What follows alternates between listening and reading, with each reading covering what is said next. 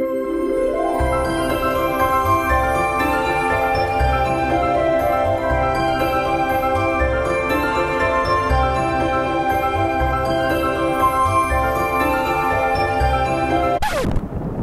me alone. My name is Sam Lipsyte. We are in Astoria Park, one of my favorite places in New York City. Behind me is Hellgate Bridge, one of my favorite bridges. Apparently it's some sort of engineering marvel of its time. I have no idea why.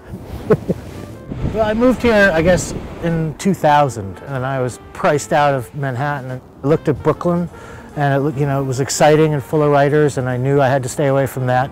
And so I came here to Astoria, where I found some very good friends.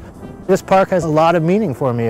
My uncle used to play his trombone here, and loved this park until he left Astoria because, as he said, people like me were coming here.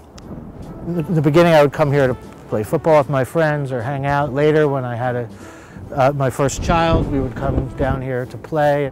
I solicited my first prostitute right under, no, I'm just kidding. In my novel, The Ask, the character Milo, he doesn't make very much money at all.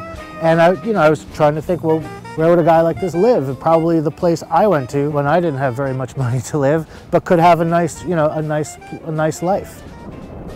This is very dangerous water here, and apparently the old gangs, from the gangs of New York era would have to swim in these currents, and a lot of them would be pulled down, and it was, a kind of rough initiation into gang life, even then.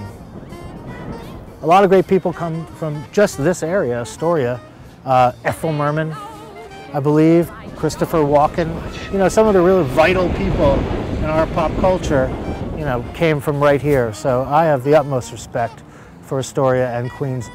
Yeah, I miss hating Manhattan. I teach at Columbia University now, and I live up there.